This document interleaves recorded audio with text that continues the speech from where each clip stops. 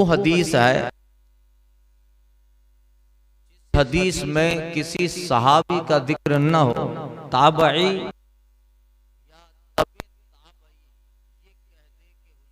फरमाया। ताबई ने तो हुजूर का दौर पाया नहीं है, तबे ताबईन जो है उसने भी हुजूर से नहीं सुना,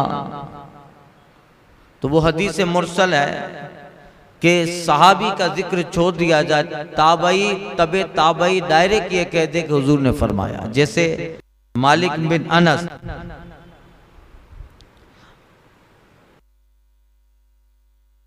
ये तबे ताबई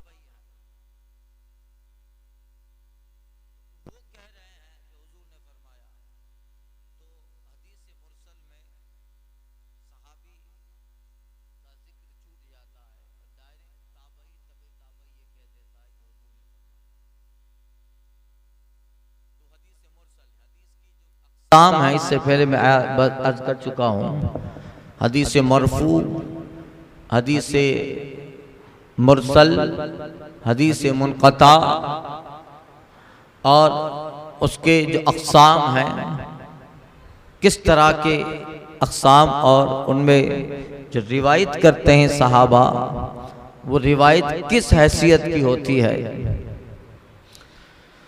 तो हजरत मालिक बिन अनस रज़ियल्लाहु ताला अन्हु से ये मुरसलन रिवायत है। फरमाते हैं नबी करीम सल्लल्लाहु अलैहि वसल्लम ने फरमाया, लोगों मैंने तुम्हारे अंदर दो चीजें छोड़ी हैं, अगर तुम उन्हें मजबूती से पकड़ लोगे लन तदिल्लु, कभी भी गुमराह ना होगे। एक अल्लाह की किताब कुरान और दूसरी उसके रसूल का तरीका वो सुन्नतें। अगर इन दोनों को पकड़ा तो तुम कभी गुमराह ना होगे।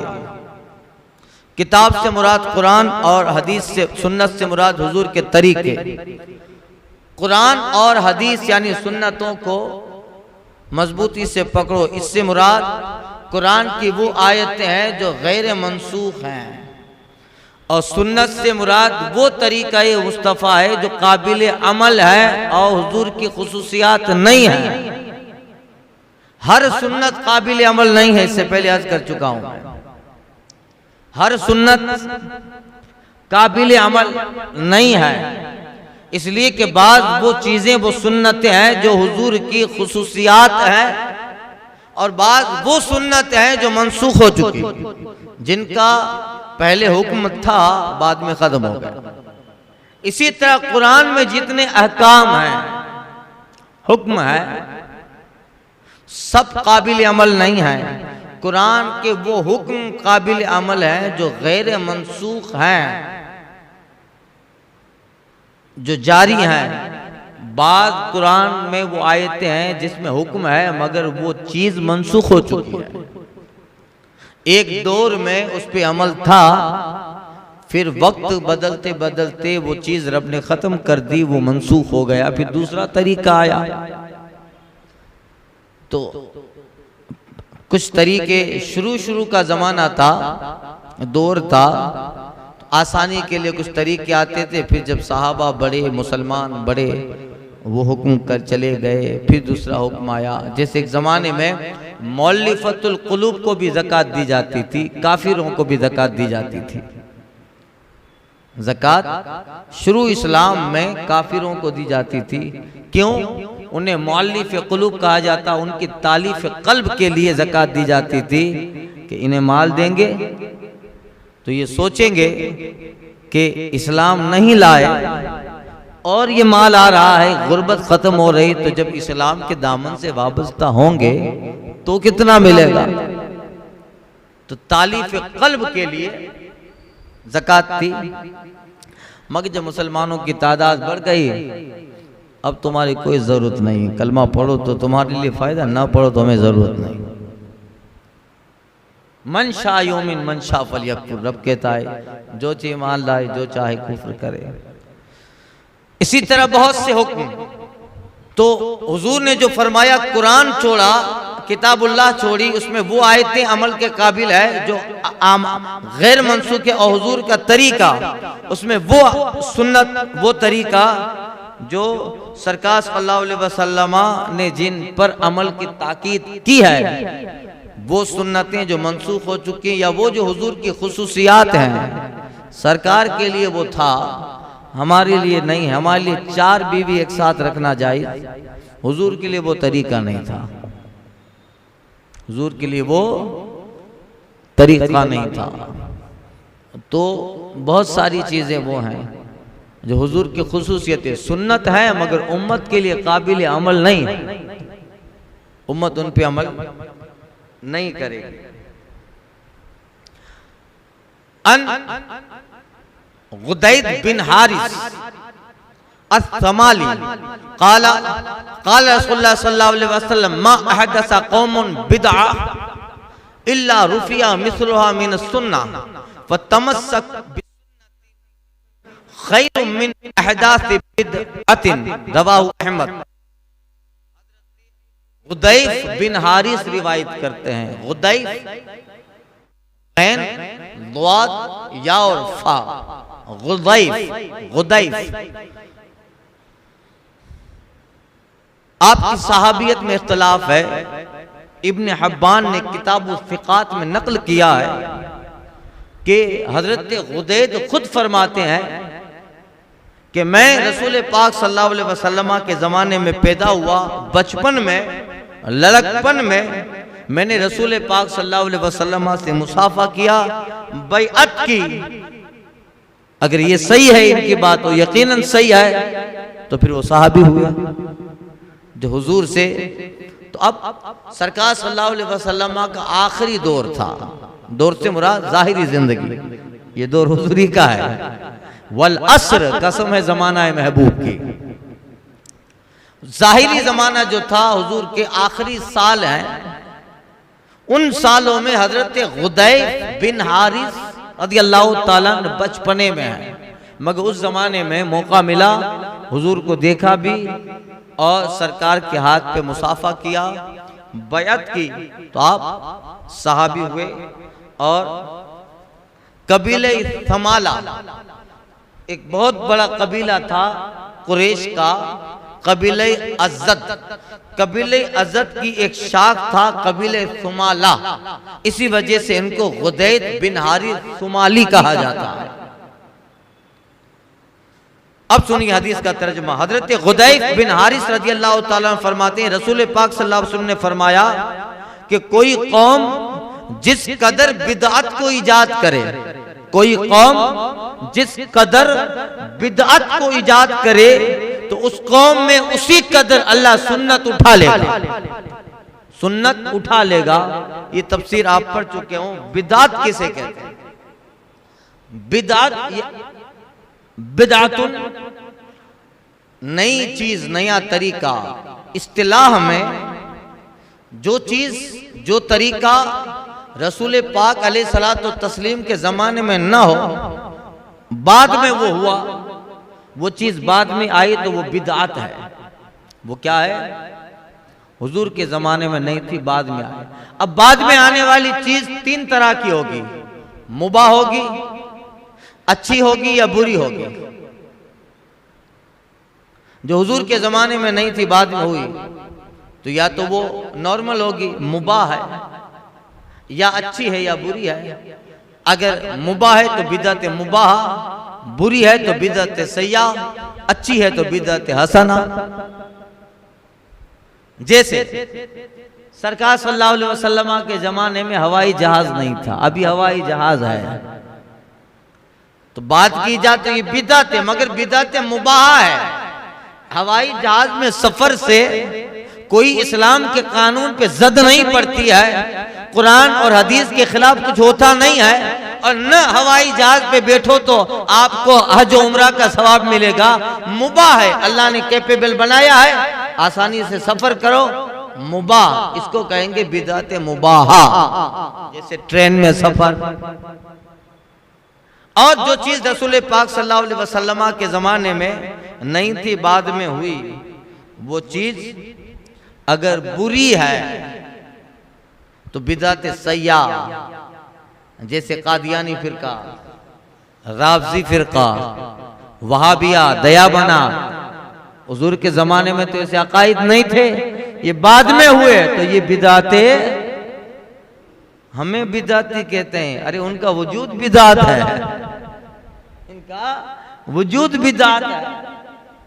और जो बाद में हुई मगर अच्छी चीज है बिदात हसना, जैसे इल्म दीन के लिए महफिलें कायम करना, कुरान और हदीस सीखने के लिए नहव, सर्फ, इल्म लुगत, ग्रामर का सीखना, तफसीर, उसूल तफसीर, हदीस और कुरान को समझने के लिए कवाइद, मदारिस में, मदारिस दीनिया में उसूल सीखना, इस्तिलाहात शरई सीखना, इन सब चीजों से कुरान में समझने के लिए आसानियां पैदा होती हैं। तो इन सब के लिए बड़े बड़े मदारिस बनाए गए जिसमें हदीस और कुरान समझाने के लिए नहव, सर्फ, कवाइद और अरबी के ग्रामर समझाए जाते हैं। और उसूल और फिक्ह के जो उसूल हैं समझाने, अहकाम शरीयत समझाने के लिए फिक्ह सीखा जाता है, उसूल फिक्ह सीखे जाते हैं। ये सब कुरान और हदीस की आसानी के लिए है। लिहाजा ये सुन्नत भी हुए और बिदअत हसना भी हुए। जैसे सरकार सल्लल्लाहु अलैहि वसल्लम के जमाने में तरावी की जमात नहीं होती थी, 20 रकात तरावी की जमात नहीं होती थी। हजरत फारूक आजम के जमाने में साहबा ने जमात की तो फारूक आजम ने कहा निअमतिल बिदअतु हादी, क्या ही अच्छा तरीका है, क्या ही अच्छा तरीका है। तो देखो हुजूर के जमाने में नहीं था मगर फारूक आजम के जमाने में तो एक अच्छी चीज हुई ना। अलग अलग पढ़ते थे, जमात से पढ़ने लगे, अच्छी चीज हुई। तो फारूक आजम कहते हैं निअमतिल बिदअतु हादी, कितना अच्छा तरीका है, कितनी अच्छी बिदअत है। अब वहां भी लोग एक ही चीज को पकड़ के बैठे, कुल्लु बिदअतिन दलाला, कुल्लु बिदअतिन दलाला। हदीस में आया है हर बिदअत गुमराही है, हर बिदअत गुमराही है। अरे भाई तो तू भी बिदअत हुआ, तू भी हुजूर के जमाने में नहीं है, तू भी हुजूर के जमाने में नहीं है, बाद में आया। तो ये कुरान और हदीस को समझने के लिए भी वो चीज, वो फहम चाहिए। अब जिस कदर आका फरमाते हैं कौम में बिदअत इजाद होगी, इससे मुराद बुरा तरीका, बुरी बिदअत। कोई कौम में बुरा तरीका जिस कदर राइज होगा उसी कदर उसके मुकाबले की जो सुन्नत है वो उठा ली जाएगी, वो उठा ली जाएगी। जैसे आप देखिए, जैसे आपको बहुत सारे तरीके इस तरह के मिल जाएंगे।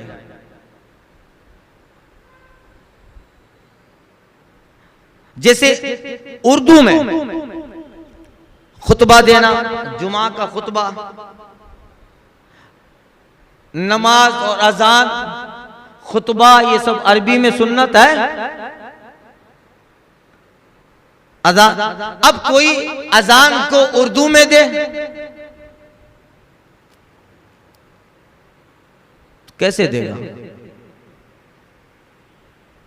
अजान का तर्जुमा पता है आपको? हाँ, अल्लाह बड़ा है, अल्लाह बड़ा है। मैं गवाही देता हूँ कि अल्लाह के सिवा कोई माबूद नहीं। मैं गवाही देता हूँ कि मोहम्मद सल्लल्लाहु अलैहि वसल्लम उसके रसूल है। आओ नमाज की तरफ, आओ कामयाबी की तरफ। ये अगर कोई उर्दू में दे तो अब देखिए, अब ये उर्दू में जब दिया गया खुतबा या अजान, अरबी छूट गई। जो उर्दू में कहेगा तो अरबी में नहीं बोल पाएगा। तो लिहाजा एक चीज, एक बिदअत इजाद हुई तो दूसरी सुन्नत छूट गई। इसी तरह सुन्नत पर, बिदअत पर जैसे अमल होगा उसके मुकाबले की सुन्नत छूट जाएगी। इस्तिंजा और पाखाना के अंदर सर छुपा के जाना सुन्नत है, टोपी पहन के जाओ इस्तिंजा खाना। कुछ लोग समझते हैं कि टोपी बहुत अच्छी चीज है, तो टोपी सर पे होती है मगर इस्तिंजा खाने में जाते हैं तो जेब में रख लेते हैं। देखा हो गया। क्योंकि लोग कहते हैं कि भाई टोपी नमाज में पहनी जाती है, अजमत वाली चीज़ है और वक़ार है, हमारा ताज है, तो लोग अपना खुद का वो कयास करते हैं। अरे ऐसी चीज़ को हम लोग इस्तिंजा खाने में ले जाए तो टोपी पहनी होती है, बाथरूम में इस्तिंजा खाने में जाते हैं तो उतार के जेब में रख देते हैं, जबकि सर ढांक के इस्तिंदा पाखाना जाना ये मसनून है, सुन्नत है। अब कोई नंगे सर जाएगा तो अब उस बिदअत पे अमल किया तो सर छुपाने वाली सुन्नत छोड़ डाली। तो इसीलिए आका करीम सल्लल्लाहु अलैहि वसल्लम ने फरमाया, आका फरमाते हैं कि जिस कौम में जिस कदर बिदअत इजाद होगी उसी कदर सुन्नत उठा ली जाएगी, और जिस कौम में मुकम्मल सुन्नत उठा ली जाए और कोई ऐसा मुजाहिद हो इस आबादी में उस सुन्नत पे कोई अमल नहीं कर रहा है, कोई सरकार का वो तरीका नहीं अपना रहा है और कोई उसको पर अमल करे, लोगों को अमल करवाए और उस आबादी में हुजूर का वो तरीका जो लोगों ने छोड़ दिया है अमल करके बताए और लोगों को अमल करने की दावत दे, लोग भी अमल करना शुरू कर दें, तो हदीस में आया है उस मुबल्लिग को अल्लाह 100 शहीदों का सवाब देगा। मैं तो शहीद, 100 शहीदों का सवाब उसके नाम आमाल में लिख दिया जाएगा। इसी तरह के हदीस अन हस्सान काला मा इब्तदा कौमुन बिदअतुन फी दीनिहिम इल्ला नज़अल्लाहु मिन सुन्नति मिथलुहा ला यईदुहा इलैहिम इला यौमिल क़यामा। हजरत हस्सान बिन साबित से रिवायत है, अब ये तो बहुत मशहूर नाम है, हस्सान बिन साबित, उनकी कुन्नियत अबुल वलीद,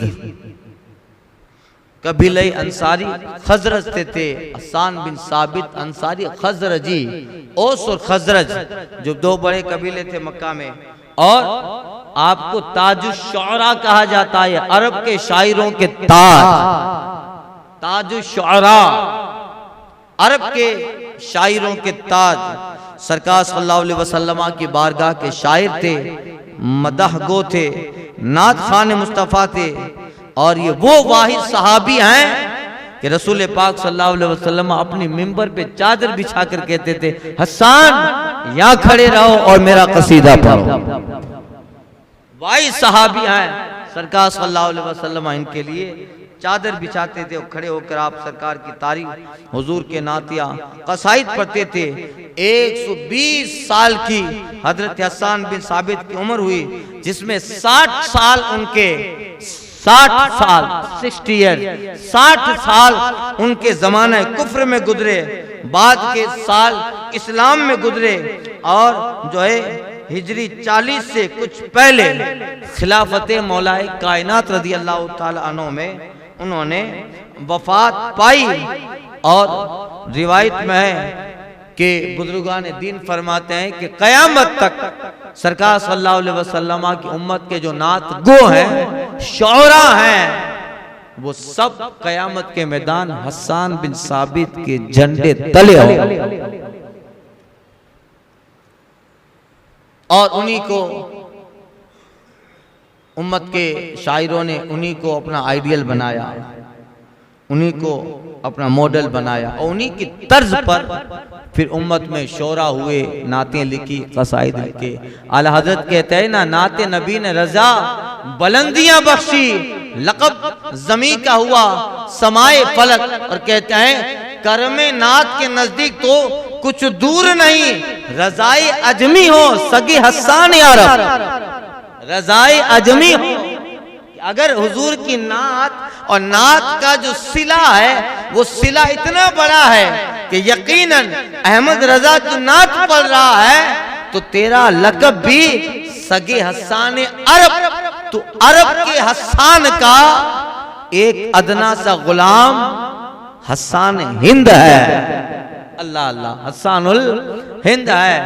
करम नात के नजदीक तो कुछ दूर नहीं कि रजाए अजमी हो सगे हस्सान, रजाए अजमी हो सगे हस्सान अरब। आला हजरत की शायरी भी उसी तर्ज पे होती थी, यही कहती हैं बुलबुले बागे जिना कि रजा की तरह कोई शहर बया नहीं हिंद में वासिफ शाह हुदा, मुझे शौक ये तबए रजा की कसम। तेरा मसनद नाज है अर्शे बरी, तेरा महरम राज है रूहे अमी, तू ही सरवरे हर दो जहां शाह, तेरा मिसल नहीं है खुदा की। ये हजरत हसन बिन साबित रज़ी अल्लाह ताला रिवायत करते, हदीस गुजर चुकी, तर्जुमा सुन ले। हसन बिन साबित कहते हैं आका करीम सल्लल्लाहु अलैहि वसल्लम ने फरमाया, कोई कौम अपने दीन में बिदअत इजाद नहीं करती मगर अल्लाह ताला उसी कदर उस कौम से सुन्नतें उठा लेता है। सुम्मा ला युइदुहुम हा इलैहिम इला यौमिल क़यामा, फिर अल्लाह ताला जो है उसे क़यामत तक उसमें उसको वापस नहीं डालता। यानी जिस कौम में बुरी आदतें पड़ जाती हैं, बुरी लत पड़ जाती हैं, और उस बुरी लत से एक अच्छा मसनून और बेहतर तरीका उस आबादी में, उस कौम में अल्लाह जब उठा लेता है तो फिर कयामत तक नहीं लौटाता। मतलब यह है क्या है कि उस कौम को अल्लाह ताला फिर उस सुन्नत पे अमल करने की कयामत तक तौफीक नहीं देता, तौफीक नहीं मिलती है कि उस पे अमल करे। ये रब की नाराजगी होती है। हिदायत मिलना रब की रजा है, तौफीक न मिलना रब की नाराजगी है। लोग कहेंगे हम नमाज नहीं पढ़ते, अरे रब ताला तुझे बुलाता ही नहीं। कोई नमाज नहीं पढ़ता बेनमाजी है, कोशिश करनी चाहिए, कोशिश से तौफीक मिल जाती है। आज गया कल गया तौफीक मिल गई, मगर वो नहीं आता है तो बंदा जरा सोचे। अल्लाह दुनिया में खरबों लोगों को अपनी बारगाह में बुला के सजदा करवाता है, लोग सजदा करते हैं। मैं कितना कम नसीब हूं कि रब मुझे अपनी बारगाह में सजदा करने की तौफीक नहीं देता, बुलाता नहीं है। महरूमी है, महरूमी है कि रब तुझे ये तौफीक नहीं देता है कि तू आके उस अहकमुल हाकिमीन को झुके। और वो बहुत बेहतर इंसान है जिसे रब 5 वक्त अपनी बारगाह में बुलाकर अपने को खुद को सजदा करवाता है। समझो उस बंदे के साथ तौफीक इलाही रज़ाए रब्बी है। अल फातिहा।